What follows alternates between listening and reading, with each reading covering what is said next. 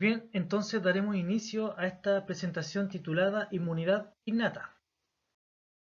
Para comenzar esta clase, debemos volver a recordar algo que vimos anteriormente respecto a lo que era la inmunidad innata y diferenciándola de su contraparte que es la inmunidad adaptativa. Hablábamos de que una defensa, que es una defensa contra infecciones que está lista, que ya está preparada por nuestro organismo para combatir cualquier infección, viene por defecto. Está compuesta por barreras físicas, químicas, por células y el mecanismo de la inflamación. Todo eso en conjunto es lo que compone también la respuesta inmune innata. ¿Ya? Y por su parte, también diferenciándolo, que es lo que vamos a ver más adelante, la respuesta inmune adaptativa, la cual es una respuesta específica a un agente patógeno. ¿Ya? Entonces, de tener esto que era por defecto, avanzamos a tener esto que es algo que tiene más especificidad y está más centrada a lo que pueda ocurrir o cómo combatir a un microorganismo en particular. Y está compuesta principalmente por linfocitos B y T. Entonces tenemos que tener claro que el reconocimiento por el sistema inmunitario innato es el que gatilla a la producción de la respuesta inmune adaptativa. Entonces no es que tengamos uno separado de otro, sino que van de la mano. La respuesta inmune innata, que es esta respuesta por defecto, de alguna otra forma da el paso para que comience la respuesta inmune adaptativa. Y esa respuesta inmune adaptativa es más eficaz contra el agente invasor. Se va potenciando y se va haciendo más específica para él. Para comenzar, si vamos a hablar de la respuesta inmune innata, tenemos que tener claro que nuestro cuerpo está compuesto por distintas barreras anatómicas para las infecciones, que aquí están descritas, que son los lugares por donde los microorganismos podrían llegar a invadirnos. ¿Sí? Y estas barreras tenemos, por ejemplo, la piel, que es nuestra barrera que nos recubre por todo el cuerpo, no solamente es un elemento físico como tal que impide que los microorganismos ingresen, sino que también posee distintos péptidos antimicrobianos, ácidos grasos del sebo de la piel, que finalmente también favorecen que o evitan la colonización por microorganismos. Ya no es solamente la barrera física, sino que también hay otros elementos que están ayudando a la respuesta inmune o a evitar la infección por algún patógeno. También, por ejemplo, a nivel de la boca y las glándulas salivales tenemos enzimas, péptidos antimicrobianos y el flujo del líquido hacia el estómago. Son elementos que favorecen de alguna u otra forma que los microorganismos colonicen por lo menos a nivel de la boca. ¿Ya? ¿Y por qué, ¿y por qué tiene que haber un flujo hacia el estómago? Después veremos cuál es la importancia de evitar que se queden en la boca y puedan migrar hacia el estómago. Porque en el estómago tenemos un pH bastante bajo donde muy pocos organismos pueden sobrevivir, además de existir distintos tipos de enzimas digestivas, péptidos antimicrobianos y también, además de estar en el mismo estómago, también se favorece el flujo hacia el intestino. ¿Ya? Así que eso es otro mecanismo. En el intestino también tenemos enzimas digestivas, porque si es que hay algún microorganismo que resistió este pH bajo y va hacia el intestino, también hay otro grupo de enzimas digestivas, otros péptidos antimicrobianos, y también favorece hacia flujo hacia el intestino grueso. Entonces, como que igual cada una de estas etapas dentro del intestino o del tracto digestivo, igual de alguna otra forma impiden o hacen difícil que el microorganismo pueda colonizar.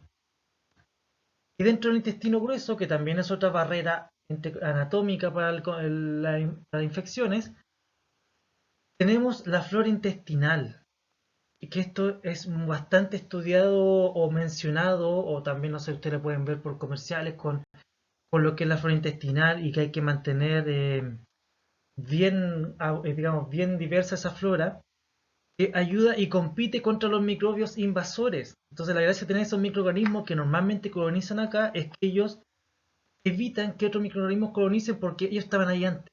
Le hacen la difícil la vida que venga otra población o otro microorganismo a colonizar ese lugar. Y también el mismo intestino favorece la expulsión de estos microorganismos a través de las heces. ¿Ya? Entonces es como un trayecto que tiene entonces el microorganismo o la dificultad que tienen para poder colonizar, que nuestro cuerpo evita que ellos puedan favorecer o intentar colonizar ahí.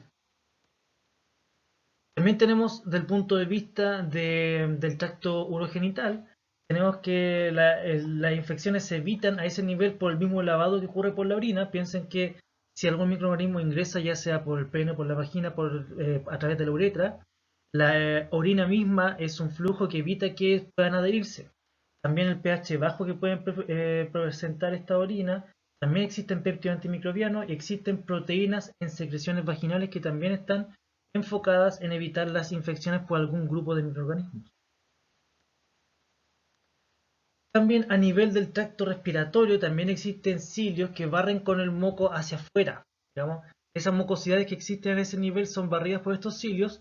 También la tos es un mecanismo, los estornudos favorecen la expulsión y también la presencia de macrófagos en los alveolos pulmonares. Todo eso son elementos que van a evitar de alguna u otra forma que los microorganismos nos invadan. ¿Ya? Por eso estamos hablando de respuesta inmune innata. Además, tenemos también a nivel de glándulas salivales, lagrimales y mamarias, esas mismas glándulas producen lavados por las mismas secreciones, además de producir otros péptidos antimicrobianos. Entonces nuestro cuerpo, desde el punto de vista externo, o la cara más visible que puede tener un microorganismo con nosotros, tienen distintos elementos que evitan que esto nos invada. Entonces cuando uno se enferma por alguna infección en particular es porque superaron estas barreras que están mencionadas aquí. Como ya bien hablamos, entonces varias de estas barreras tienen péptidos antimicrobianos, pero ¿qué son estos péptidos antimicrobianos? Son finalmente péptidos que tienen actividad antimicrobiana, entonces son un grupo de aminoácidos que están agrupados en péptidos que tienen actividad antimicrobiana y que son producidos por células epiteliales y por también ciertos grupos de leucocitos. Esos son los que favorecen la producción de este tipo de péptidos. Entonces tenemos, además de las barreras físicas que ya vimos, tenemos que en estas barreras físicas pueden haber la secreción de estos péptidos antimicrobianos que realmente tienen actividad antibiótica, también de defensinas, que destruyen a estos microorganismos o evitan su replicación. Además también, aparte de la barrera física, los péptidos, también tenemos células que están a este nivel, a nivel intraepitelial, por ejemplo, si hablamos de la piel, que están esperando como una segunda barrera, como una segunda línea, en este caso para infecciones. En esta tabla nosotros podemos ver distintos tipos de péptidos antimicrobianos o con actividad antimicrobiana, donde voy a mencionarlos porque hay algunos que son bien interesantes en su mecanismo de acción o lo que son o que probablemente de aquí en adelante los vuelvan a escuchar, no necesariamente en inmunología, pero sí en otros cursos, para que también ya les empiece a quedar grabado. Por ejemplo, las lisosimas están ubicadas en secreciones de las mucosas y glandulares. Por ejemplo, ya hablamos de la saliva, de las lágrimas, también tracto respiratorio. Lo que hace es dividir enlaces glucosídicos de peptidoglucanos.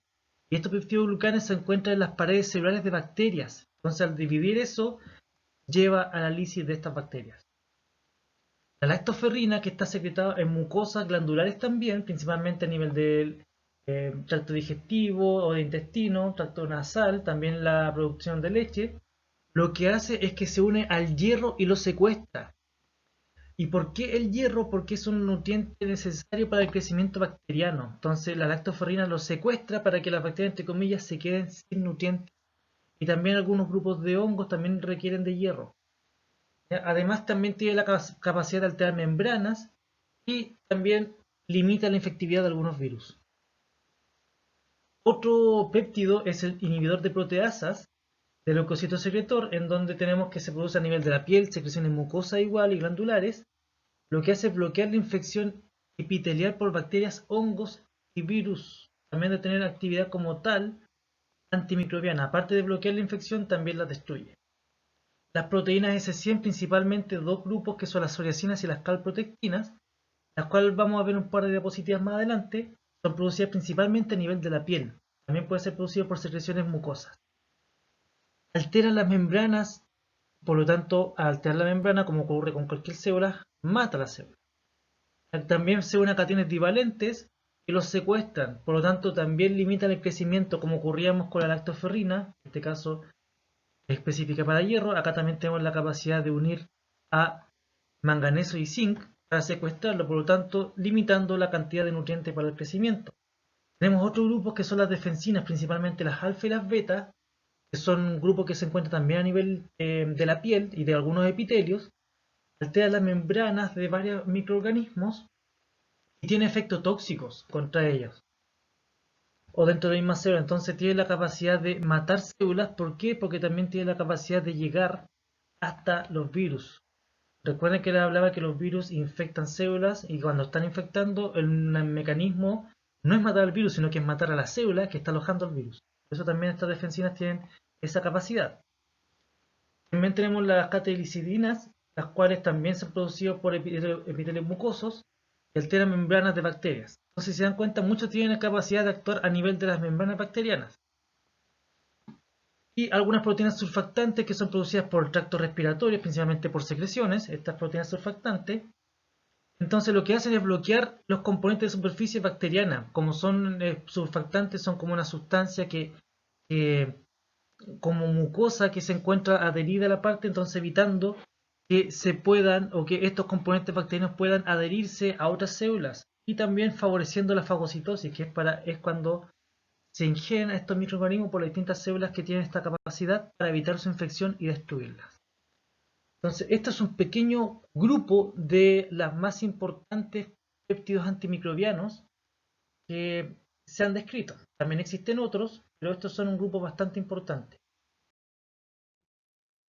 Ahora, acá hay una gran pregunta: ¿por qué la piel es resistente a la bacteria Escherichia coli? Quizás que no se la habían preguntado, no lo hayan visto, pero esta bacteria Escherichia coli es una bacteria que normalmente coloniza el tracto digestivo. También es y al colonizarlo también existen algunas cepas de estas que son patógenas, que pueden producir varios distintos cuadros diarreicos, además de Escherichia coli por lo menos ser el principal agente causante de infecciones del tracto urinario.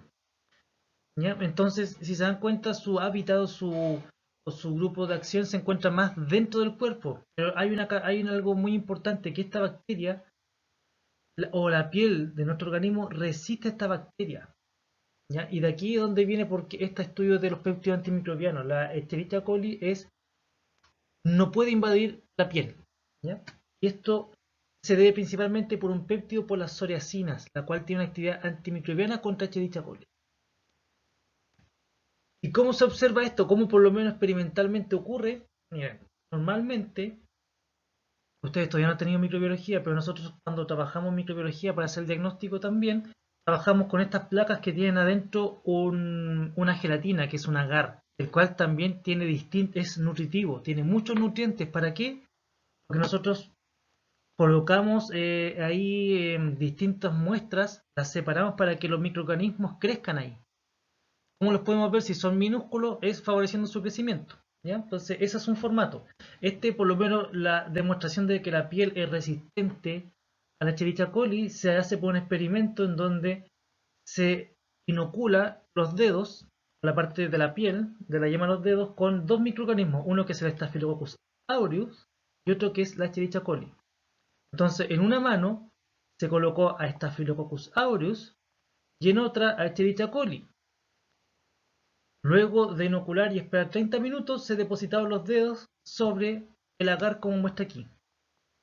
¿Ya? ¿Y qué es lo que pasó? Si se dan cuenta, el que tenía Staphylococcus aureus, se dan cuenta que todos los dedos depositados tienen esta forma, que quiere decir que los microorganismos crecieron ahí. Esta bacteria creció, se desarrolló, formó colonias. Entonces, por eso se ve como esa turbiedad ahí. En cambio, en la parte de Escherichia coli no se ve nada. ¿Y eso por qué está dado? Está dado porque la piel produce esta psoriacina. Entonces la psoriacina inmediatamente inhibe esta bacteria. Ese es un efecto por lo menos que demuestra la presencia de péptidos antimicrobianos en la piel, y que algunos que son específicos para ciertos grupos o para alguna especie en particular. ¿Ya? Esos son puntos que hay que tener en consideración, que nuestro cuerpo ya tiene por defecto algunos elementos para evitar la infección. Ahora, no es que Staphylococcus aureus nos pueda invadir así como así, sino que tenemos otros péptidos como la calprotectina que tienen la capacidad ahora de eliminar a Staphylococcus aureus, pero no a Escherichia coli. Entonces por eso existen distintos tipos de péptidos dentro de nuestro organismo.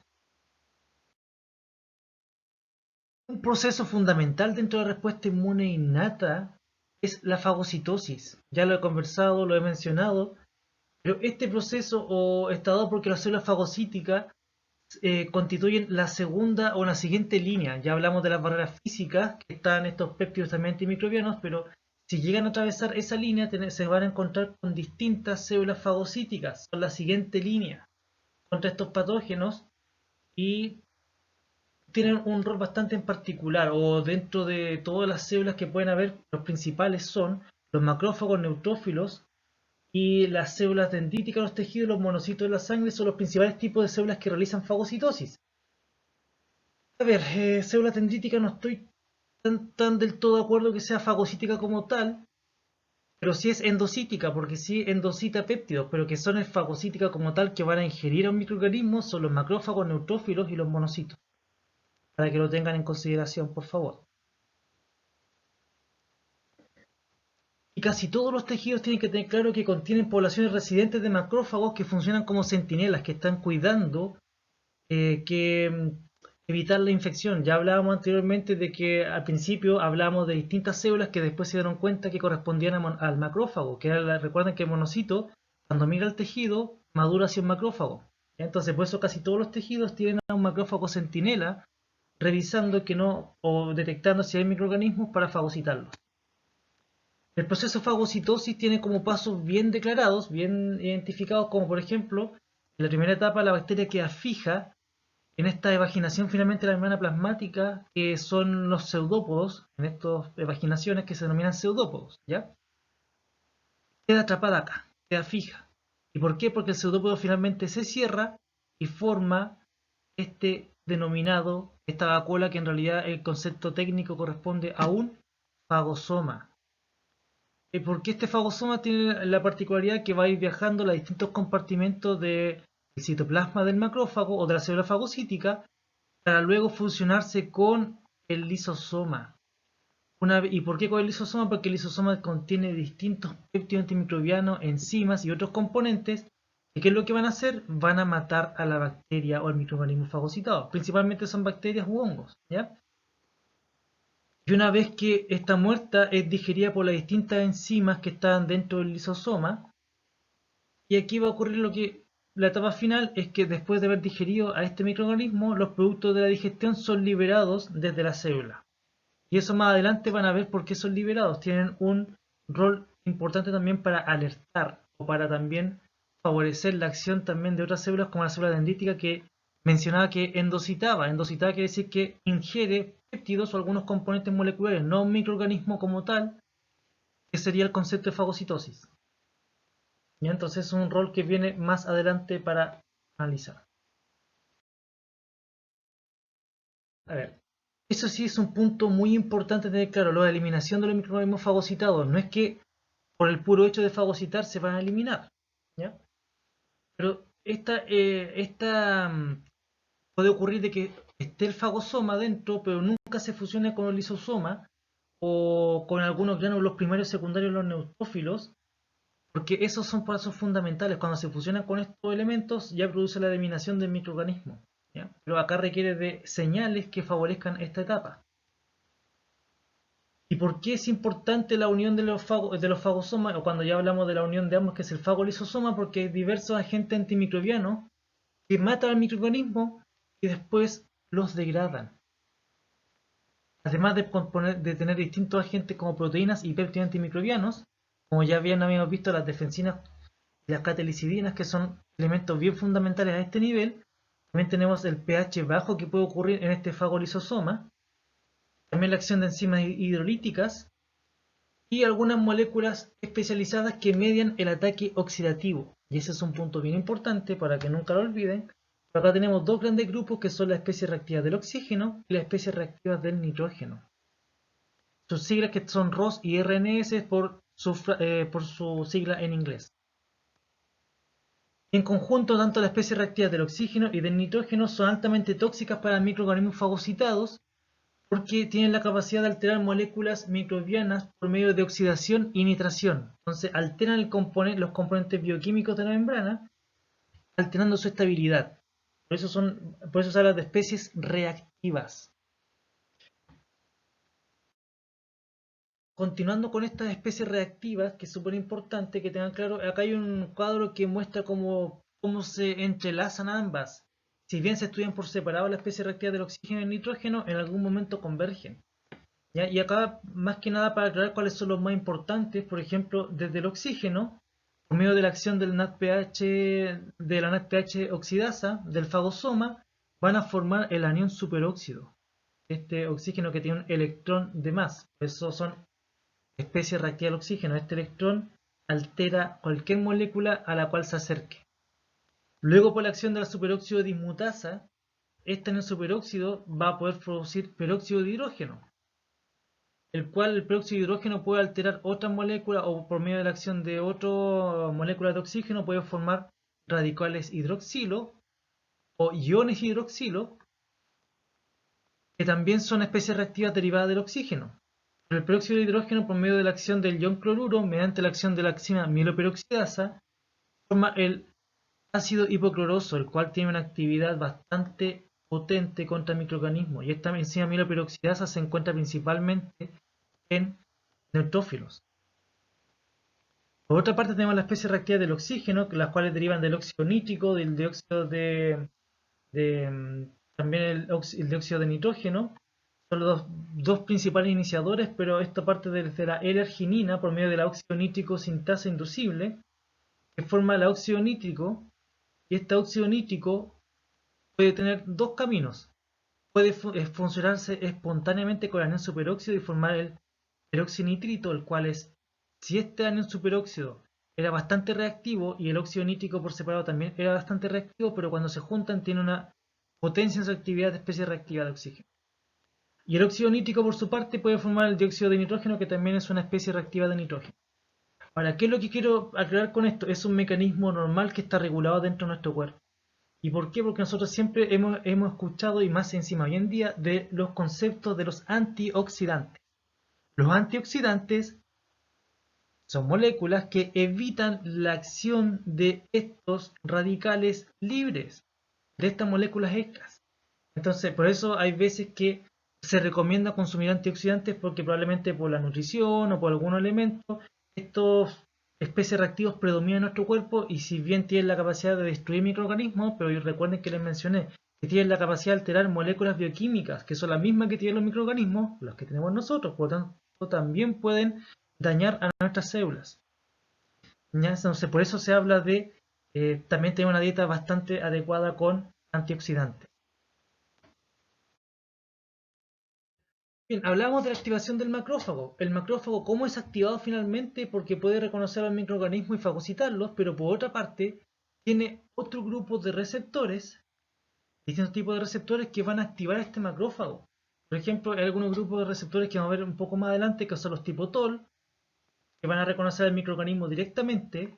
Tenemos otros, por ejemplo, que son receptores de citocinas, o citoquinas, que son estos grupos de moléculas que están dando todo nuestro cuerpo, que son secretadas por otras para dar avisos o señales, y también por complemento, que es algo que vamos a ver al final de esta clase, que existen receptores para moléculas del complemento. Independiente de ellas, lo que tienen que tener claro es que cada una de ellas va a iniciar distintos tipos de cascadas intracelulares que va a favorecer, por una parte, por ejemplo, la secreción de distintos tipos de citoquinas para favorecer el proceso inflamatorio para poder destruir el microorganismo. Otros van a inducir la muerte de este microorganismo directa por medio de la activación de especies reactivas del oxígeno o del nitrógeno, o bien van a favorecer la fagocitosis para la eliminación interna de este microorganismo.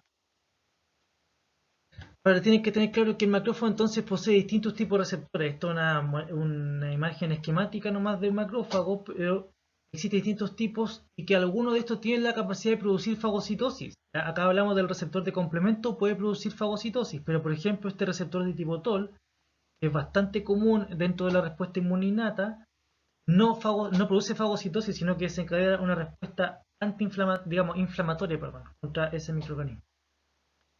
Entonces eso es lo que tienen que tener claro, que hay ciertos grupos que van a favorecer fagocitosis y otros van a producir una respuesta inflamatoria o van a producir la muerte misma del microorganismo. ¿Cómo una célula reconoce a un patógeno? Ese es un punto bastante clave. ¿Cómo nuestras células reconocen que eso que está ahí es un patógeno y no es una célula vecina? Y eso porque los receptores fagocitos poseen componentes moleculares conservados, o digamos, estos receptores fagocíticos reconocen moléculas componentes que son conservados, que están principalmente en paredes de bacterias y de hongos.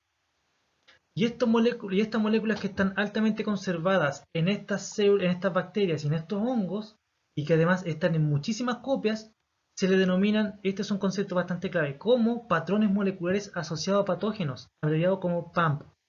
Entonces, estos patrones moleculares asociados a patógenos ya tienen claro ahora que son elementos que se encuentran en estos microorganismos, principalmente en bacterias y hongos, pero no exclusivamente en ellos, y que además se encuentran en muchísimas copias. No es que está uno por cada célula, sino que están en muchísimas copias, entonces es fácil de reconocerlos en nuestro organismo. Ahora, ¿cómo reconocen a esos PAMP o esos patrones moleculares? Con los receptores. Y esos receptores que reconocen a estos patrones moleculares se denominan receptores de reconocimiento de patrones, abreviados como PRR. Entonces los receptores de reconocimiento de patrones son los que poseemos nosotros para reconocer estos microorganismos.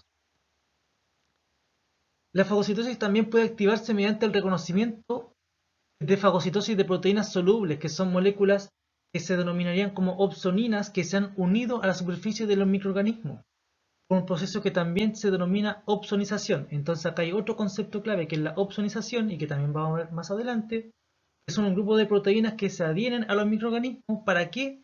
Para favorecer la fagocitosis.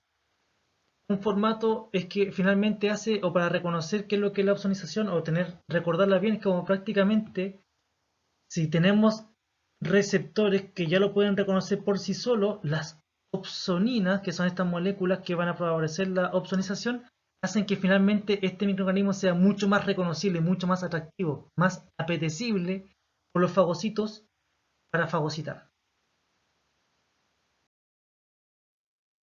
Acá tenemos algunos ejemplos de patrones moleculares asociados a patógenos y también de otras siglas que se denominan DAMP. ¿Y qué es lo que son los DAMP?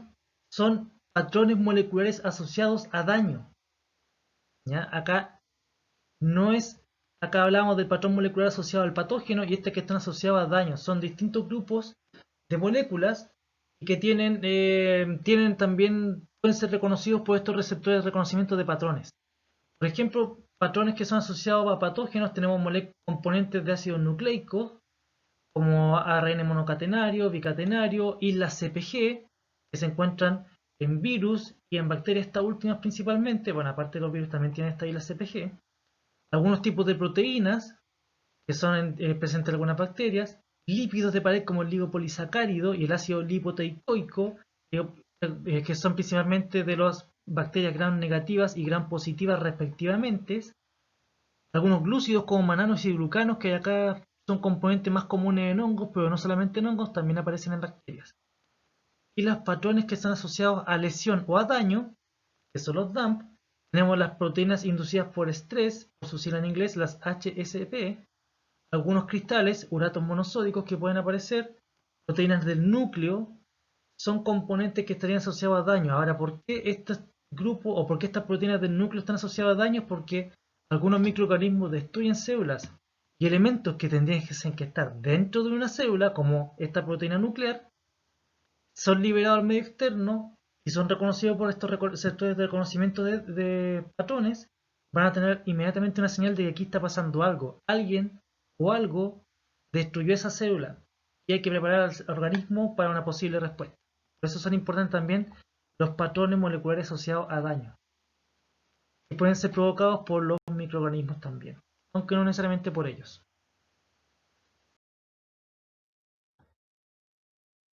Como hablamos entonces, están estos receptores de reconocimiento de patrones, los cuales los agrupamos en la respuesta inmune innata. Sin embargo, quiero hacer acá un paralelo entre receptores de respuesta inmune innata y adaptativa.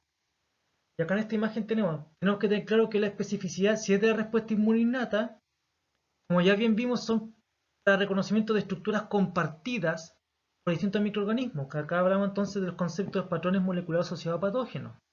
En cambio, la respuesta inmune adaptativa, como ya bien lo hemos dicho, es estructuralmente uno distinto de otro porque se especializa para digamos, algún microorganismo particular. Puede reconocer distintos antígenos que no son microbianos como tal, entonces esta respuesta inmune adaptativa se va especializando para un solo tipo de molécula en particular. ¿Ya?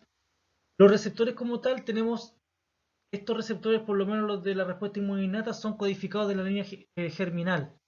Eso quiere decir que son bastante limitados, se producen ya cuando estamos en nuestro estado de gestación, están nuestros genes para producir tal cual estos receptores, tienen un constituyente y es así, y reconocen una limitada cantidad de elementos, como los receptores tipo TOL, que conocen los fermil metionilo, receptores para manosa, otros denominados como basurero o scavenger, que tienen capacidad de reconocer ciertos grupos de moléculas en particular.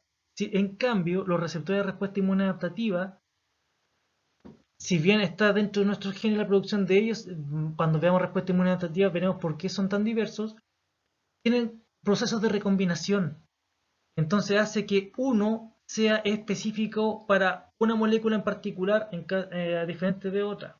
Acá tenemos los receptores de inmunoglobulina, los receptores que son en base a inmunoglobulina y los receptores de células T, los TCR. También los veremos cuando veamos la parte de respuesta inmune adaptativa.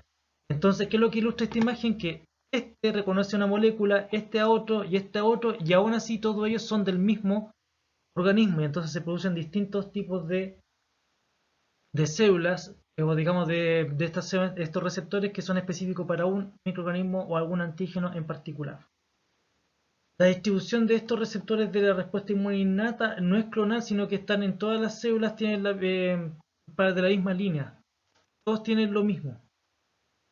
Y por otra parte, tenemos parte de la respuesta inmune adaptativa, son clonas de linfocitos.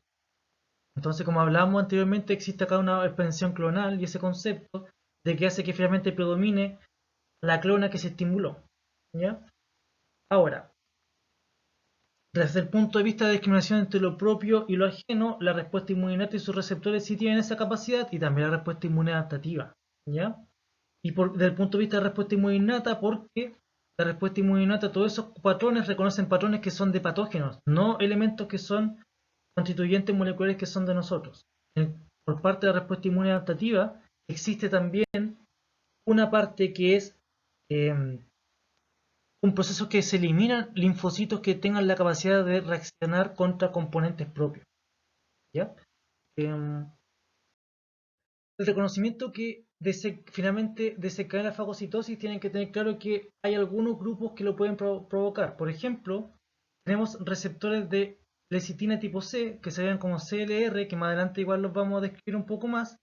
Acá tenemos algunos de ellos, los receptores de manosa, dectina 1 o CD91 calreticulina, y tienen la capacidad de reconocer distintos componentes que principalmente están asociados a bacterias y hongos y algunos parásitos. Tenemos también otro grupo de receptores recolectores como SRA y B, que tienen la capacidad de reconocer lipopolisacáridos, lipopéptidos u otros ácidos grasos o mananos como el beta-glucano en el caso de los hongos. Entonces estos receptores, al reconocer estos elementos, van a favorecer que la célula, en este caso el fagocito, produzca la fagocitosis. ¿Ya? Porque si son reconocidos por otros receptores que no son ni esto, que son de la respuesta inmune innata, no van a producir fagocitosis, van a producir otros efectos. Entonces eso quiero que ustedes tengan claro. No todos los receptores que tiene nuestro organismo, que son de la respuesta inmune innata, van a provocar la fagocitosis, sino que pueden provocar otros efectos. Y también otros receptores que produzcan fagocitosis son los receptores de opsonina. Recuerden cuando hablamos de la opsonización, que hacen más atractivo al fagocito o fagocitar, ¿ya? Tenemos los receptores de dominio de colágeno, que reconocen algunos grupos particulares de opsoninas. Los de complemento, que son los que conocen moléculas de fragmentos de complemento, que eso lo vamos a ver más adelante. Y receptores de inmunoglobulina, ¿ya? Que son esta nomenclatura que espero que en un par de clases más ya entiendan la lógica de esta nomenclatura. Van a reconocer cuando un microorganismo tiene unido un anticuerpo y lo van a fagocitar para producir su destrucción. Entonces recuerden, hay ciertos grupos de receptores que fagocitan y otros que no. Pero acá mostramos por lo menos cuáles sí producen fagocitosis y qué elementos reconocen de los microorganismos.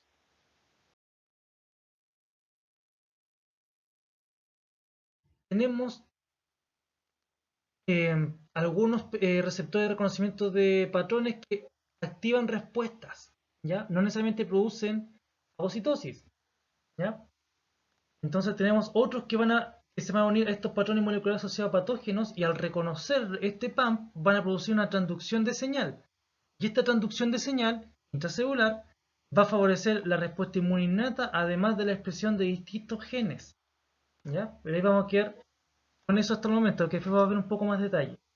Finalmente, estos receptores de reconocimiento de patrones, ¿dónde se encuentran? Principalmente los vamos a encontrar en la membrana plasmática de las células, pero no solamente ahí, también se encuentran en el citosol o citoplasma y en endosomas y lisosomas. Entonces no está limitado solamente a reconocerlo por fuera, sino que también hay que reconocerlos por dentro.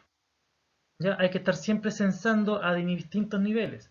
Y estos receptores principalmente son producidos, se encuentran en los leucocitos y también algunos subgrupos de linfocitos B, T y natural killer, pero no solamente están asociados a estas células que son muy propias de la respuesta inmune, sino que también están en células que comúnmente están expuestas a microorganismos.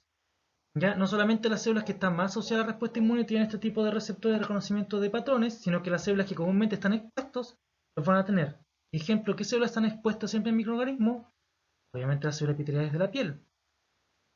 También de la mucosa y de las glándulas, que son los elementos que están más expuestos. Además, tenemos las células endoteliales que revisten los vasos sanguíneos. Si es que tenemos algún microorganismo que ingresó por alguna herida directamente a un vaso sanguíneo, las células endoteliales también tienen receptores de reconocimiento de patrones. Y los fibroblastos y las células estromales de diversos tejidos. Piensen en eso, una lesión. Una lesión que venía con distintos microorganismos y que no llegó a un vaso sanguíneo, sino que a la parte extravascular en un tejido. También los fibroblastos presentes ahí, las células estromales, van a tener receptores de reconocimiento de patrón y van a producir entonces esta expresión de genes para favorecer la respuesta inmune innata en el lugar donde ocurre el proceso infeccioso. Como bien hablamos de los patrones moleculares asociados a daño, son liberados por daño, ¿cierto? Pero estos patrones moleculares asociados a daño son reconocidos principalmente por receptores de reconocimiento de patrones superficiales y también intracelulares. Y estos no solamente, quiero hacer ese paréntesis porque recuerden que el receptor de reconocimiento de patrones no está limitado a reconocer patógenos, sino que también puede reconocer moléculas asociadas a daños que son propias de nosotros, que nos dicen por qué estar en el lugar que está ese receptor. Eso es algo básico que ustedes tienen que tener en mente para diferenciar bien una molécula de daño versus a un patrón molecular asociado a patógeno como tal. Algunos receptores que reconocen estos patrones moleculares, tanto de daño como de patógenos, son los receptores tipo TOL, los receptores tipo 1 gen inducible por ácido retinoico, que se abrevian como RLR, el receptor tipo TOL se abrevia como TLR. También tenemos los receptores tipo NOD, que son los NLR, y los receptores de lecitina o lectina también tipo C, que se denominan como CLR. Esos son los principales grupos de receptores que vamos a ver a continuación. Los receptores tipo TOL, que es el primero que conversamos de los receptores de reconocimiento de patrones, normalmente se hablan de 13 y cada uno de ellos, no lo voy a decir uno por uno, reconoce distintos elementos de los microorganismos y que están presentes en distintos tipos de microorganismos. Tienen que tener claro que los microorganismos principalmente tenemos bacterias, virus, hongos y los parásitos. Los parásitos también hay ciertos grupos también involucrados. Hay también virus, por eso no les había mencionado virus.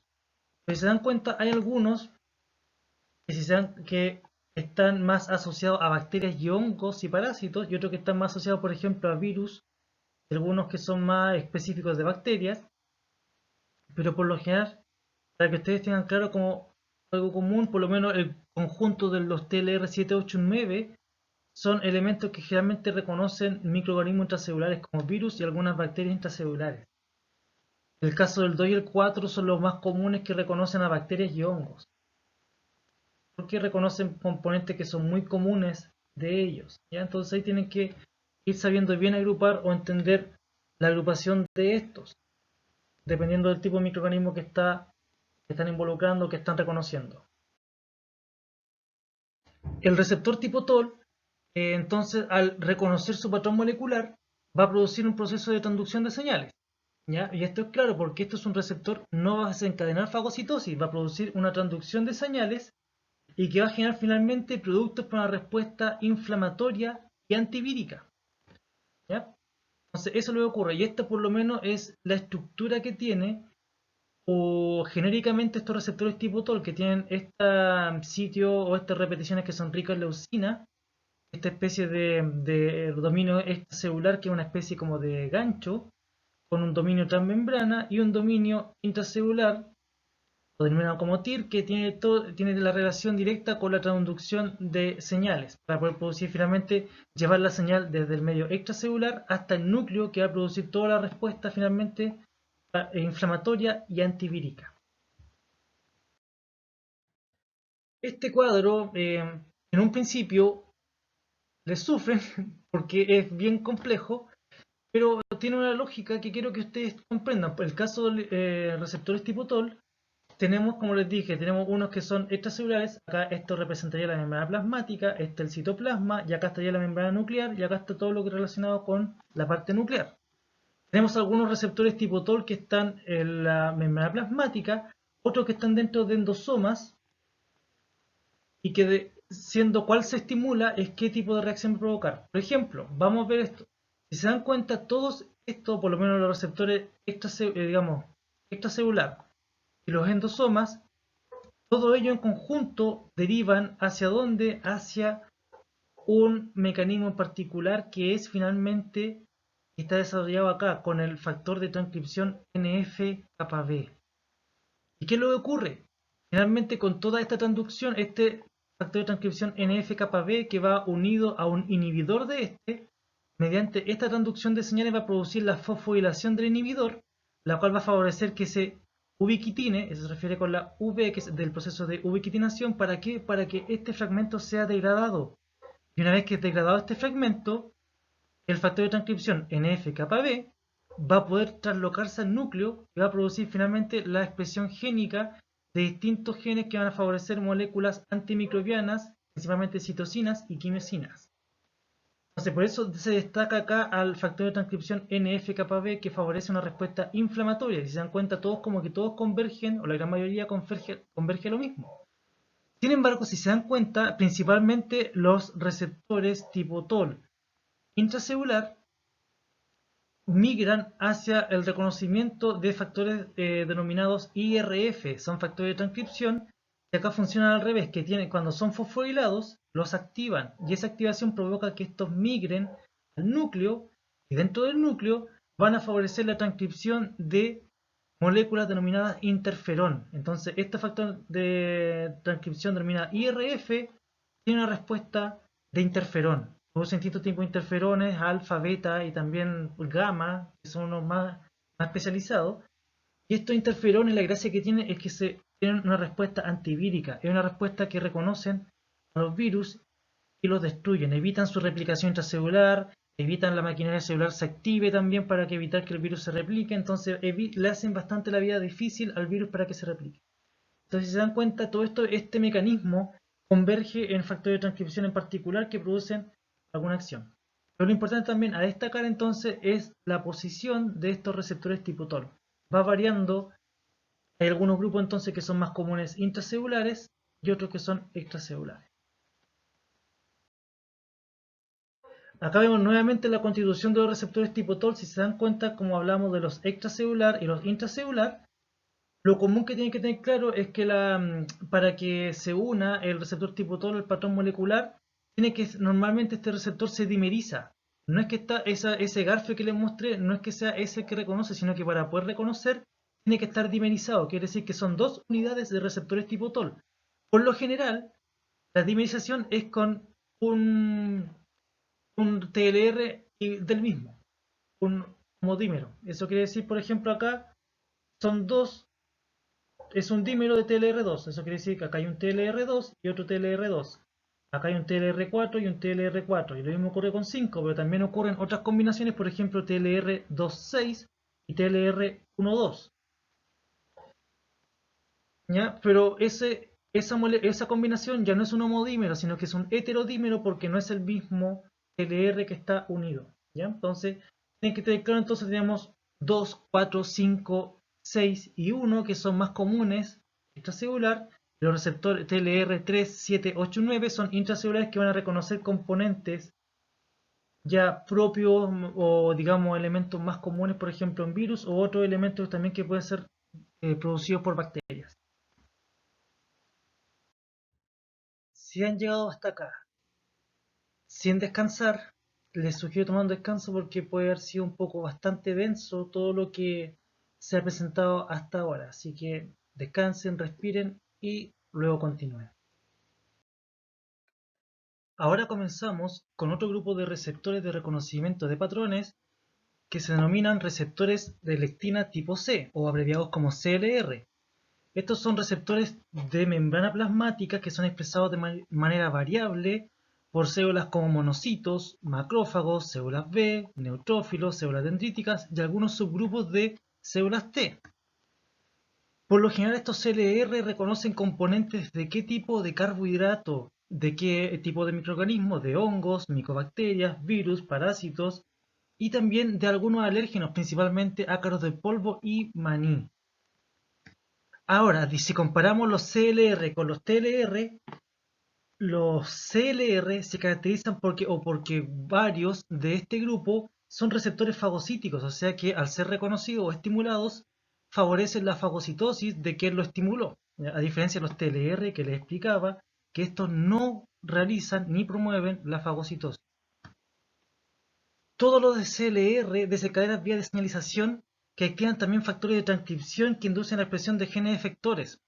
¿Ya? Entonces, podemos tener por una parte que provocan fagocitosis o provocan también la transcripción de genes realizados o efectores que tienen relación finalmente con una respuesta más inflamatoria para poder eliminar al microorganismo que lo estimuló. Acá tenemos una explicación de cómo funcionan los CLR y por ejemplo acá muestra en particular el CLR denominado dectina 1 que reconoce componentes carbohidratos, especialmente este reconoce glucanos de hongos, desencadena también una respuesta inflamatoria, digamos una respuesta de transducción de señales, pero miren en qué desencadena, y por eso que en la presentación del TDR me di un tiempo a explicar bien, porque favorece la vía de activación del NF-κB. Por lo tanto, recordando que se degrada el inhibidor, lo dejan libre y se puede ir al núcleo para producir la producción de distintos péptidos antimicrobianos y de citoquinas y quimiquinas. Además, también existe otra acción de este receptor, como por ejemplo activar otra transducción de señal que se denomina las vías de las MAP quinasas o las MAP sinasas, favoreciendo la acción del factor de transcripción AP1, que tiene tanto la actividad de antimicrobiana como favorecer la respuesta de interferón. ¿Ya? Eso por lo menos a nivel de lectina, pero los otros receptores que también vamos a ver más adelante, como NLR y RLR, desencadenan también en las vías o de MAP quinasas, NF-κB, o el caso del RLR, que también tiene la capacidad por sí solo de desencadenar la respuesta de los factores de transcripción IRF para producir esta respuesta de interferón. El otro receptor que entonces vamos a ver que es el receptor de tipo gen 1 inducible por ácido retinoico, RLR, que es un nombre bastante raro y complejo, pero es más fácil reconocerlo como RLR. Estos receptores de reconocimiento de patrones son solubles y residen en el citoplasma de distintas células. Y como están en el citoplasma, siempre que esté algo en el citoplasma, por lo general estaba enfocado aquí a reconocer antígenos virales. Y van a favorecer también la expresión de la respuesta de interferón tanto alfa y beta, antimicrobianos y quimiosinas y citoquinas proinflamatorias.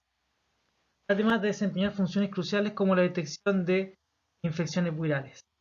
Ya por eso les comentaba, si es que son intracelulares como el RRR, su principal rol va a ser detectar virus, que son patógenos intracelulares. El otro grupo, que es el receptor tipo NOS, el NLR, son proteínas citosólicas, una gran familia que son activados por patrones intracelulares también, y que avisan a las células de daño o peligro. Entonces, esta familia, los NLR, tiene la capacidad entonces de reconocer estos PAMs y también moléculas de daño. ¿Ya? Y finalmente, la activación de los NLR va a producir la activación o producción de distintos tipos de citoquinas proinflamatorias, destacando el factor de necrosis tumoral alfa, que es este de acá, interleuquina 1 e interleuquina 6, y otros mediadores antimicrobianos, además de producir la acción de los interferones, tanto alfa e interferón beta. Entonces, si se dan cuenta, casi todos estos receptores desencadenan como en los mismos tipos de respuesta, y porque tienen las vías de transducciones bastante en común. Bien, entonces, ordenando un poco, la señalización por los receptores de reconocimiento de patrones finalmente va a producir algunos elementos antimicrobianos, algunas citocinas y también algunas quimiosinas. Desde el punto de vista de antimicrobianos, tenemos defensinas y catalicidinas que inhiben y matan agentes patógenos.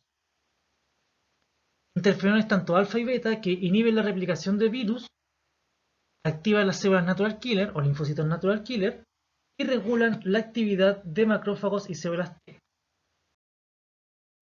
Continuando con la señalización, ahora a nivel de citoquinas, antes vimos entonces eh, otro tipo de respuesta antimicrobiana inducida por los receptores de reconocimiento de patrones. La respuesta por estos receptores a nivel de citoquinas puede provocar principalmente la producción de dos importantes que son las interleucinas 1 y 6. Las interleucinas o interleuquinas se ve como IL.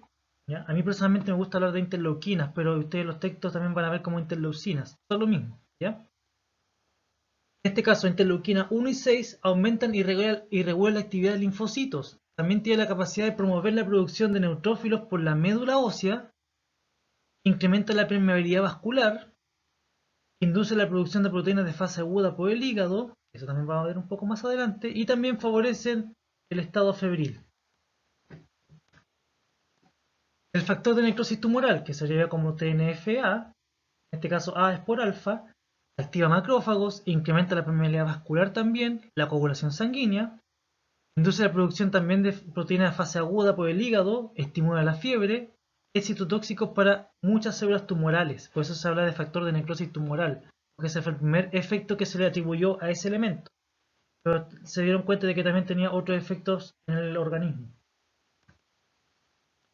Este se denomina factor de factor estimulante de colonia, granulocítico monocítico, que estimula a la hematopoiesis en la médula ósea, para producir granulocitos y monocitos principalmente, y también que son producidos por esta respuesta por PRR. Y las interleuquinas 12 y 18, principalmente en linfocitos T CD4, que es un grupo en particular, induce el fenotipo tipo TH1 y de interferón gamma, ¿ya? Y activa también a linfocitos T CD8 y natural killer. Destaco acá interferón gamma porque hasta el momento le hablaba de respuesta a interferón, pero en base a interferón alfa y beta. ¿Ya? Esto ya estamos hablando ya como un paso posterior para favorecer la respuesta inmune adaptativa. El factor de necrosis tumoral, como bien les comenté en principio, tenía la capacidad de destruir células tumorales, pero se ha visto también que tiene distintos otros efectos, como por ejemplo favorece que, por ejemplo, a nivel endotelial se produzcan moléculas de adhesión. Esta molécula de adhesión, ¿para qué? Para que este leucocito en particular, o este macrófago, este neutrófilo, salga del vaso sanguíneo y vaya al sitio de infección. Tienen activación autocrina, eso quiere decir que, y también factor de diferenciación en macrófagos, favorece también la defensa de microorganismos patógenos intracelular, tiene una actividad comitógena de linfocitos T y B, que eso quiere decir que en presencia de factor de necrosis tumoral, alfa, y otro elemento favorece la mitosis de los linfocitos T y B. También regula la hematopoiesis, como hemos visto, que se produzcan más células sanguíneas. Induce otras citocinas También favorece la acción de factores de crecimiento y tiene también actividad protrombótica que tiene relación con el mecanismo de coagulación. Entonces, una simple molécula se dan cuenta que tiene diversos efectos en nuestro organismo. Depende de en qué lugar y dónde y en cómo está predominando, es qué es lo que se expresa finalmente. Este cuadro me gusta estudiarlo y mostrarlo con calma porque muestra las citoquinas inflamatorias y sus efectos, ¿ya? Y sus efectos tienen que tener claro que no son necesariamente locales. Por acá tenemos, por ejemplo, qué ocurre a nivel local en esta columna, y lo que ocurre como efecto protector ya sistémico, ya hablando como a nivel de todo el cuerpo, cómo protege ahí, y el efecto patológico sistémico, ¿ya? Entonces tenemos un efecto que es protector y otro patológico sistémico. Aquí vamos a ver primero, en primer lugar, la inflamación a nivel local por estas citoquinas, por ejemplo, por factor necrosis tumoral o por interleuquina 1 u otras, favorece, por ejemplo, en células endoteliales a producir moléculas de adhesión que tienen relación con la respuesta inflamatoria. También favorecen el aumento de la permeabilidad vascular, ya que también van a favorecer cuando los leucocitos están en el vaso sanguíneo y migran hacia el tejido. ¿Ya? Además, el factor de necrosis tumoral o la interleuquina 1 como citoquinas favorecen que los leucocitos produzcan más citoquinas. ¿Por qué? Porque los activan. Y al activarlo, esto empieza la producción de la transcripción de genes para producir más interleuquina 1, interleuquina 16 u otras quimiosinas que van a favorecer la respuesta inflamatoria. Entonces, eso tiene que tener claro que ocurre en el lugar de la infección. ¿Ya? Por eso se habla de una inflamación local. Lo que ocurre en ese lugar de infección, es lo que están provocando las citoquinas a ese nivel. Sin embargo, las citoquinas se producen en ese nivel, pero acá está el torrente sanguíneo. Eso quiere decir que lo que está acá, si puede producir efecto aquí, también las otras pueden migrar a otros componentes de nuestro organismo. Es así como, por ejemplo, el factor de necrosis tumoral, interleuquina 1 y 6, pueden llegar al encéfalo y a nivel encéfalo van a favorecer finalmente, van a estar a nivel del termostato que se encuentra ahí, subiendo la temperatura de este y provocando el estado de fiebre. ¿Ya? Que el estado de fiebre finalmente es una respuesta protectora de nuestro organismo contra infecciones porque les cambian las condiciones del medio, porque muchos microorganismos se adaptan y sobreviven bien a 37 grados Celsius, pero si se cambia la temperatura de nuestro cuerpo, ya el crecimiento de estas no va a ser con la misma agilidad que ocurriría a 37 grados Celsius. ¿Ya? Por eso está el estado febril como una respuesta protectora, pero ya sistémica. Ahora, si estas citoquinas además llegan al hígado, van a producir un grupo de proteínas que se denominan reactantes de fase aguda, que son proteínas que se elevan en gran cantidad en las primeras etapas de la infección. Algunas de ellas tienen actividad antimicrobiana u otras simplemente también nosotros lo utilizamos en el laboratorio como marcador de un proceso inflamatorio. ¿Ya? Ahora, si también estas citoquinas migran a la médula ósea, van a favorecer entonces la producción de otros leucocitos. ¿Y por qué más leucocitos? Para poder tener más de estos y puedan llegar al sitio de infección y poder atacar al microorganismo que se está replicando ahí. ¿Se entiende? ¿Se dan cuenta que tenemos efectos locales y efectos sistémicos? Sin embargo, esta respuesta o estas acciones no necesariamente protegen. ¿Por qué? Porque el factor de necrosis tumoral a la larga, a nivel del corazón, aumenta el gasto cardíaco, porque también compensa el cuerpo en tener que producir mayor gasto cardíaco para poder favorecer la circulación sanguínea, que lleguen al lugar en particular de la infección las distintas células. Es un mecanismo también de respuesta, pero puede producir entonces ese gasto cardíaco aumentado. A nivel de células endoteliales y de vasos sanguíneos, finalmente puede producir que esta respuesta produzca un daño en el vaso sanguíneo y ese daño va a favorecer los mecanismos de coagulación, favoreciendo finalmente que si es un proceso que se descontrola, la formación de trombos. Y a nivel de distintos tejidos, puede finalmente producir una resistencia a la insulina, que es cuando ya se desregula el consumo de glucosa por parte de distintas células. Entonces se dan cuenta, si bien estas citoquinas están fabricadas para protegernos, también a la larga pueden provocar un efecto patológico. ¿Ya? Entonces por eso tienen que tener claro que hay distintos órganos de nuestro cuerpo que favorecen la respuesta inmune y hay otros lugares que si llega en exceso puede provocar un efecto patológico. Hay un último hay un grupo denominado quimiosinas, que también le he mencionado, pero no le he dado tanto cuenta porque he hablado hasta el momento de citoquinas. Las quimioquinas o quimiosinas son proteínas pequeñas que inducen a las células moverse hacia concentraciones más grandes de ellas.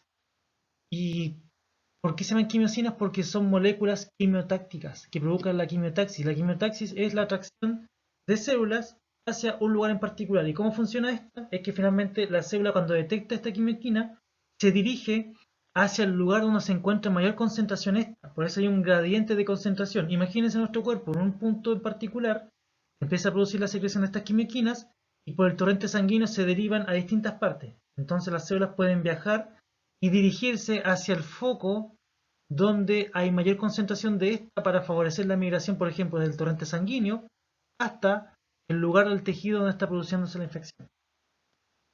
Por ejemplo, tenemos la quimioquina, la interleuquina 8, que atrae neutrófilos hacia el sitio de infección. Es una quimioquina en particular que actúa a nivel de neutrófilos, y eso es lo que tienen que tener claro. Se denominan quimiosinas, que además también son un grupo de citoquinas, que tienen la capacidad quimiotáctica de atraer las células hacia el lugar de infección. Este es un punto en particular bastante importante, que es la respuesta inflamatoria. Es como todo lo que hemos mostrado en la presentación finalmente converge en esto. Converge en la respuesta inflamatoria, ¿ya?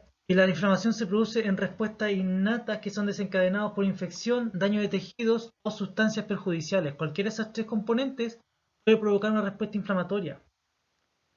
Y la respuesta inflamatoria tiene características clínicas, ¿ya? No es que se produzcan como tal, sino que la respuesta inflamatoria como tal clínicamente se describe porque en el lugar donde está produciéndose hay dolor, hay calor, hay eritema y hay edema y pérdida de la función.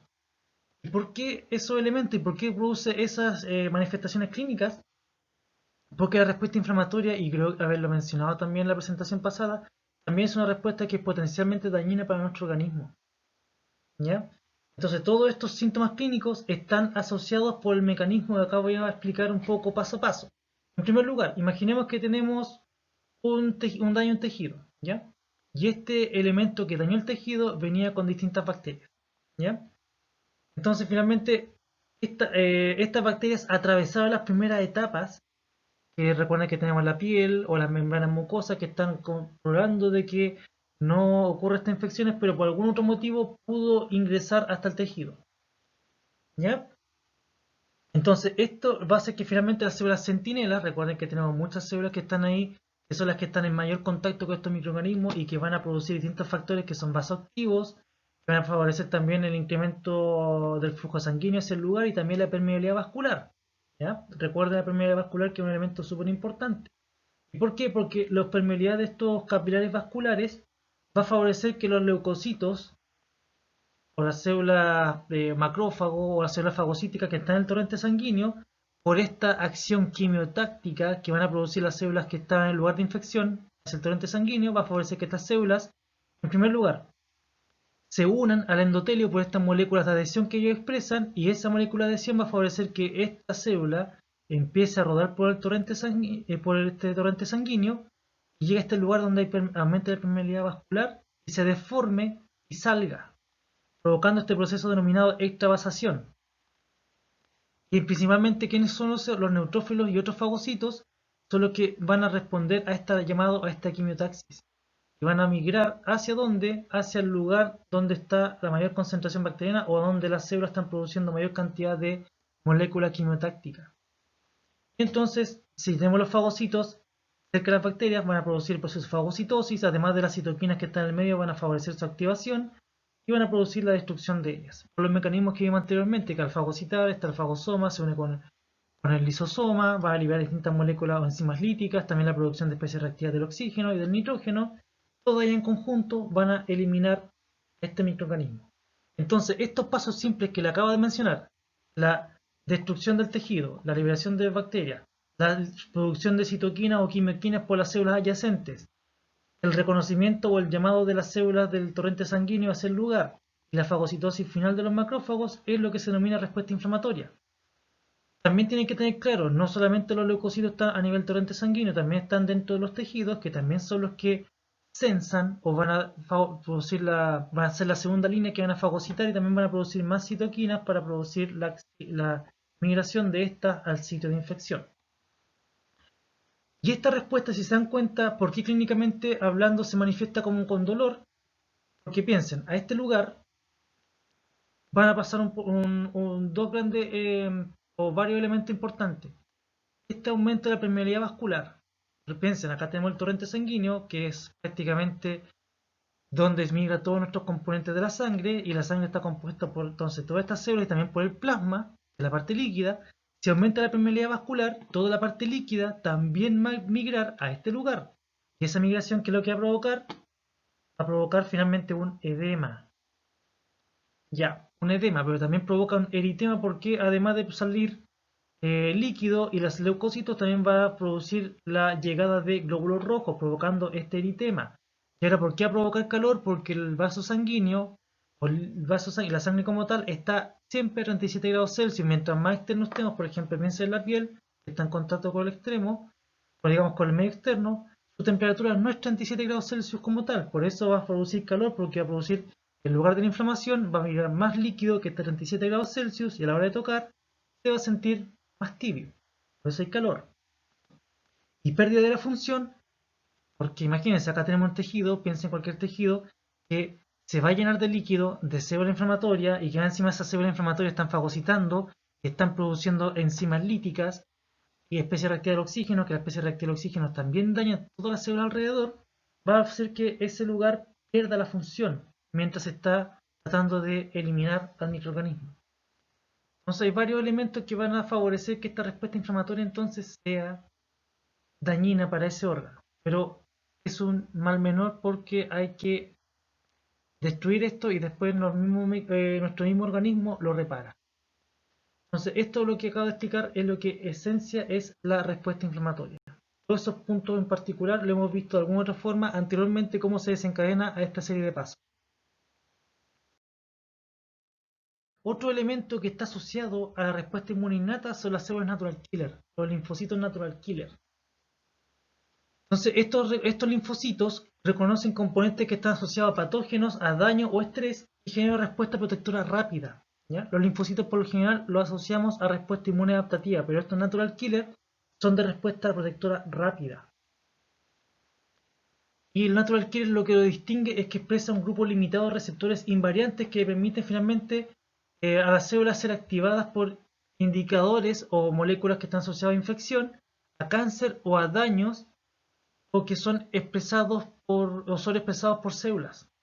¿Ya? Entonces son varios elementos que provocan la acción o la activación de esta célula natural killer. La natural killer, entonces, como les mencioné, está programada para producir una respuesta inmediata a estímulos que son apropiados. ¿Ya? Y después de que esta célula natural killer es estimulada, produce una secreción de gránulos, ya que ya tiene constituido en su cuerpo, que están preformados, y que tienen proteínas efectoras que matan a las células que finalmente reconocen ya mediante la inducción de apoptosis. La célula natural killer, el linfocito natural killer, entonces su acción es matar células si es que es activada. Y también natural killer como tal, si ya bien es de la respuesta inmune innata, también es aumentada y potenciada por el interferón alfa. ¿Y por qué interferón alfa? Piensen y asocien un poco. Yo lo que he hablado que interferón está asociado con la respuesta antivírica. Los virus son patógenos intracelulares. Natural killer mata células. Recuerden que para matar a un virus hay que matar a la célula que lo hospeda. ¿Ya? Entonces por eso tienen que ir asociando un poco ese tipo de acciones una con otra. Pero además de ser activados por estas moléculas, también puede ser activado por citoquinas proinflamatorias y también por otros interferones. Aquí básicamente se muestra un poco la actividad o cómo funciona la célula natural killer. Por ejemplo, una célula natural killer tiene receptores activadores y receptores inhibidores. Y son varias copias que tiene él. Además tiene estos gránulos preformados, lo que hace que finalmente que esta célula natural killer, si es estimulado o la célula que al reconocer una célula es estimulado su receptor inhibitorio y su receptor activador, están estimulados ambos al mismo tiempo, la célula se encuentra en hemostasis porque no está pasando ningún proceso extraño. Sin embargo, en un proceso de infección viral que luego ocurre, muchos receptores no se expresan por la misma replicación del virus. Altera toda la maquinaria celular digamos, de la célula, que hace que algunas moléculas no se expresen, y por lo tanto eso va a provocar que, por ejemplo, la célula natural killer solamente va a estimular su ligando activador y el ligando inhibidor no se va a estimular. Por lo tanto, esa célula natural killer va a detectar que esta célula tiene algo raro y la va a eliminar, pasando todos estos gránulos hacia la célula, provocando la apoptosis de ella. Por otra parte, también la célula natural killer tiene receptores de anticuerpos. Entonces, al reconocer una célula normal que está recubierta por anticuerpos, porque hay alguna proteína que está siendo expresada en esta célula que es de algún microorganismo, lo va a reconocer y también va a provocar la secreción de gránulos matando a la célula.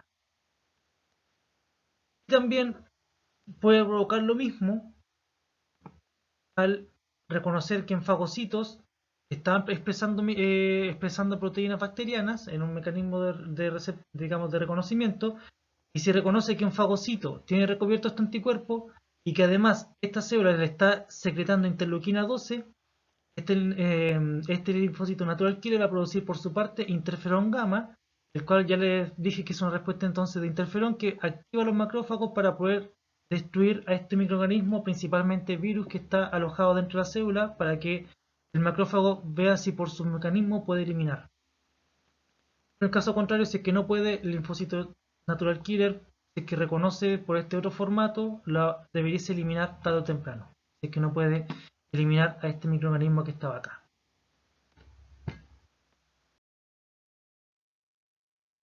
Bien, tenemos entonces que la respuesta inflamatoria, la respuesta inmune innata, es una respuesta que también tiene un potencial dañino, entonces tiene que ser necesariamente regulado. Y para poder regular, entonces hay que tener claro que esta acción de esta respuesta, si es sobreproducida, normalmente no es beneficiosa, ¿ya?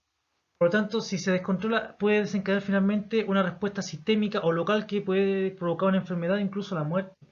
Incluso tienen que tener claro algo, algunos microorganismos, no es que el microorganismo tenga el potencial de dañar a alguna célula en particular o que el microorganismo como tal que mata células, sino que la respuesta inflamatoria que provoca ese microorganismo es el que provoca la enfermedad. Entonces, por eso ellos, como resisten a la respuesta inmune, provocan una respuesta inflamatoria que en vez de ser localizada puede ser un poco más sistémica, y eso es lo que puede ser ya más patológico, ¿ya?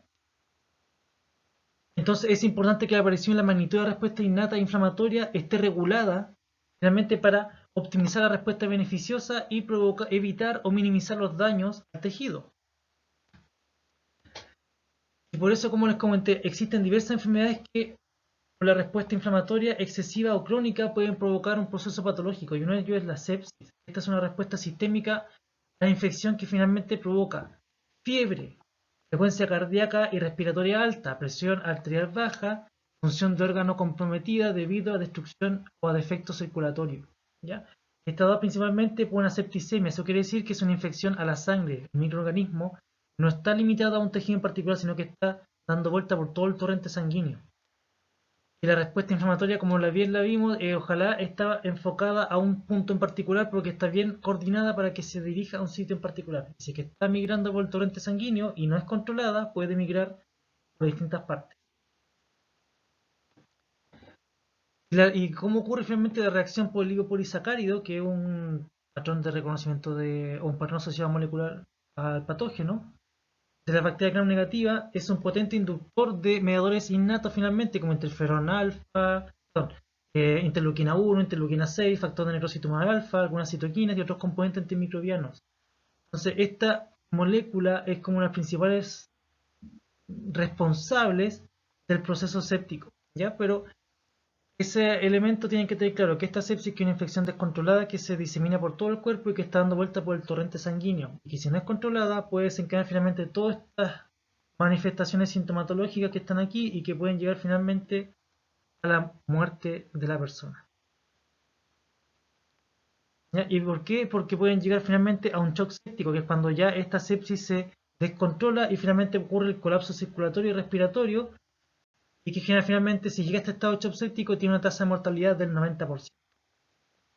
Entonces, por eso hay que regular la respuesta inflamatoria. Desde el punto de vista de regulación, tenemos regulación positiva y negativa.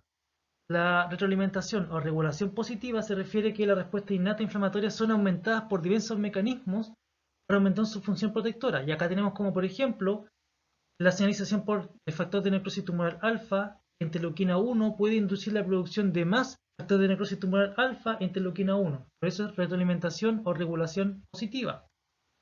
Y la negativa es que existen varios mecanismos negativos que son activados para limitar la respuesta innata inflamatoria.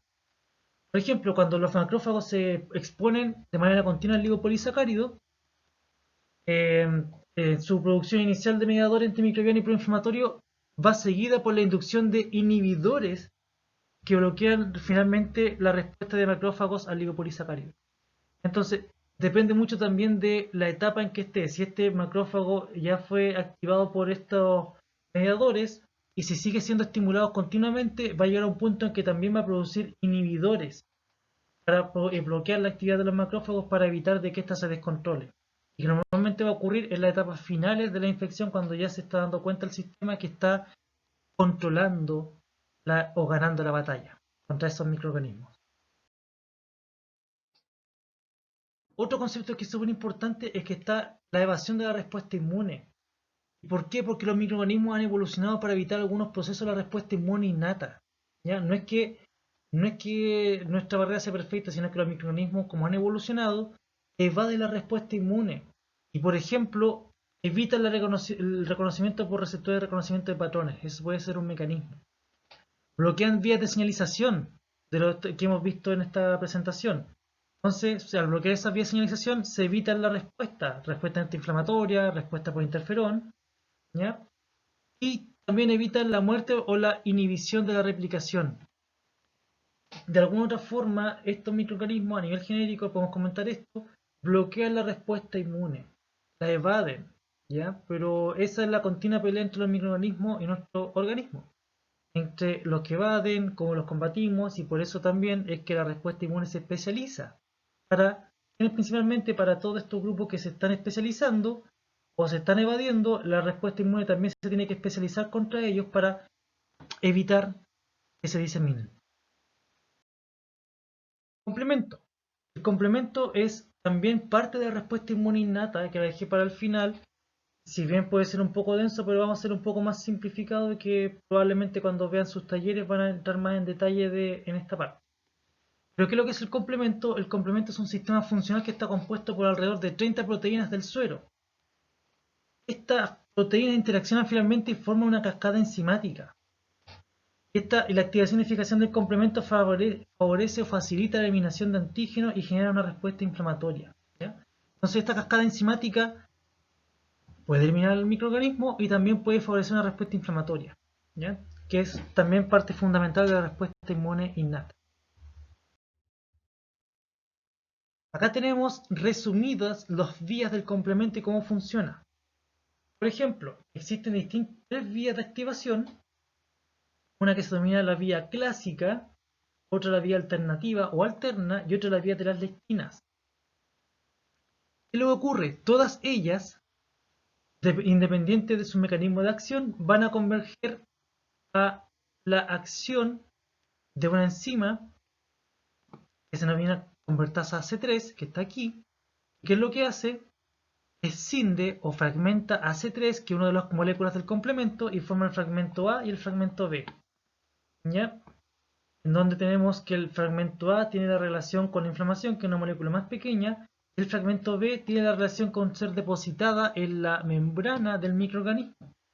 ¿Y para qué? Para que después por la acción de otra enzima, que es la convertasa C5, que va a digerir y va a tener una acción similar a C3, que en este caso es romper o escindir a C5 para formar el fragmento C5A y el fragmento C5B, siendo C5A relacionado con el proceso inflamatorio, al igual que C3A, y C5B se va a adherir a la membrana del microorganismo y va a formar otro proceso después que se van a unir otras moléculas del complemento para formar el complejo de ataque membrana, que básicamente forman un poro en la membrana plasmática o en la pared celular de la bacteria para producir una desregulación osmótica de ellas para poder producir la dice de esta. Entonces, si forman un poro, va a producir que el agua por gradiente osmótico ingrese, produciendo la lisis finalmente de este microorganismo.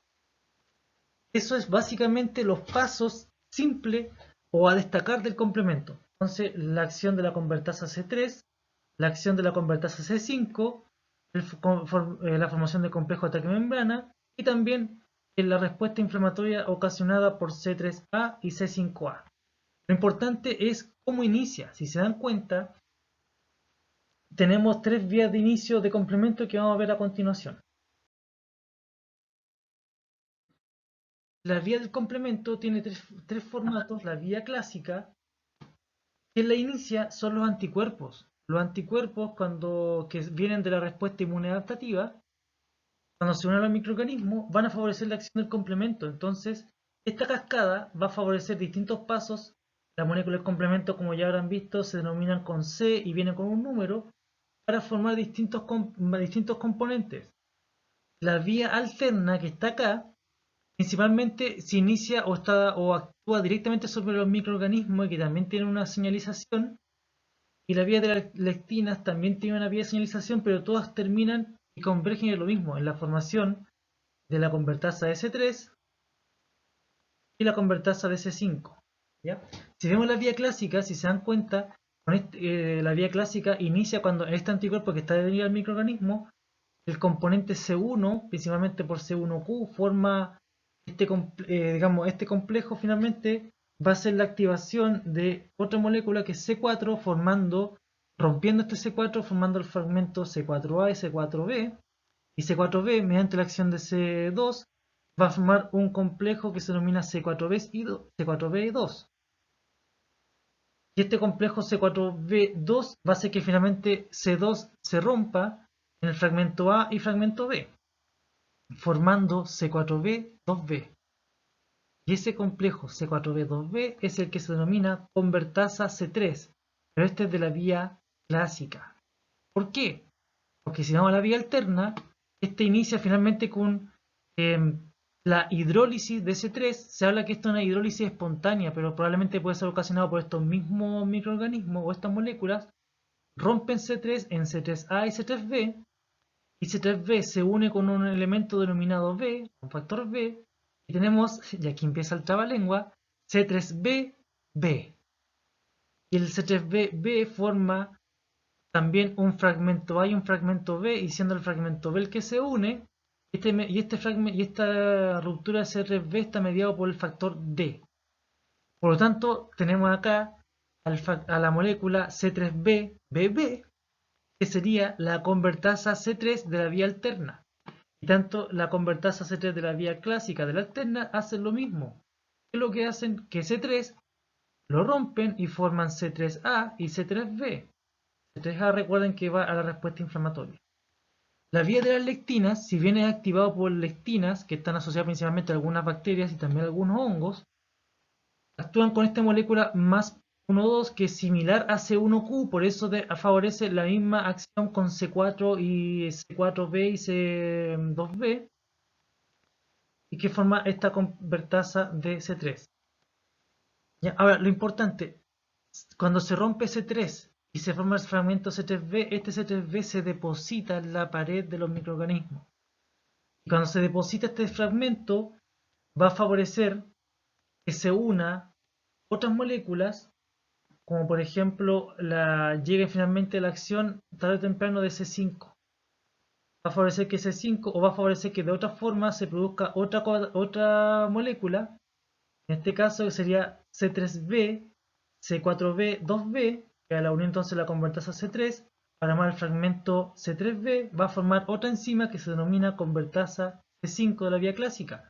Y si extrapolamos esto a la vía alterna, entonces tenemos el C3B-BB original se va a unir al C3B nuevo que se depositó en ese microorganismo, formando ahora la convertasa C5 de la vía alterna. Y ambos provoca lo mismo, la destrucción de C5 en C5A, relacionado con la respuesta inflamatoria, en C5B, que continúa depositado en la membrana o la pared bacteriana. ¿Y para qué? Para que ahora, con esta unión, favorezca la acción o que se unan los componentes C6, C7, C8 y varias moléculas de C9.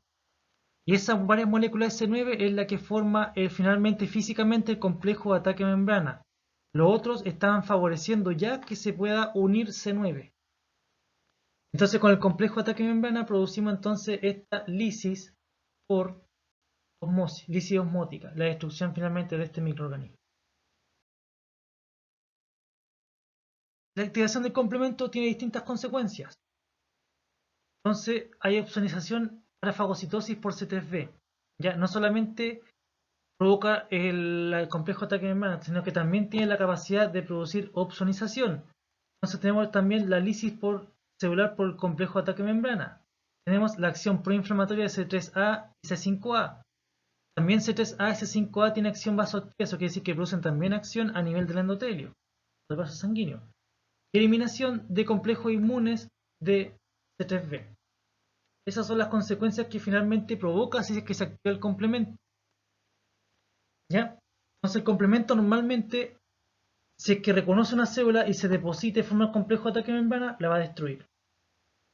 Si es que el complemento está definido en bacterias por mediante la acción de C3b y el macrófago lo reconoce, y recuerden las primeras cosas que hablábamos, el macrófago tiene receptores para complemento, al reconocer lo va a fagocitar para favorecer su destrucción.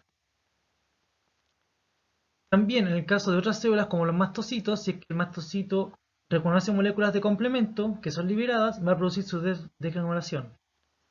Y también el complemento se puede unir a los anticuerpos, principalmente C3b.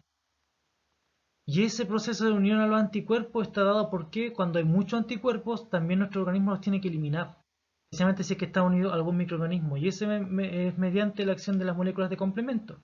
Porque el fagocito tiene el receptor de complemento, el complemento se une al anticuerpo y el anticuerpo tiene unido al antígeno o al microorganismo en particular. Y eso haría que finalmente esta molécula fagocite este complejo antígeno-anticuerpo, que vamos a ver también más adelante, y produzca la eliminación de todo esto. Y esto sería finalmente las consecuencias de la activación del complemento. Sin embargo, tienen que tener claro algo. Esta respuesta es innata y puede reconocer todo, y también tiene que ser regulada porque así como ocurre la destrucción de células blancas, hay otras células normales que no están infectadas, que no tienen microorganismos y que también pueden sufrir las consecuencias del complemento. Basta con que se una C3b a la membrana para iniciar todo este complejo de ataque membrana final y lo podría destruir.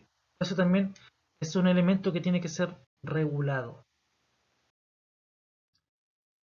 Bien, y con esto es lo que quería explicar hoy día asociado a la respuesta inmune innata, con varios conceptos clave y elementos que son en particular que pueden ser un poco densos, pero requieren también de que ustedes dediquen un tiempo y tomarlo con calma y poder revisar lo que aquí fue presentado. Muchas gracias.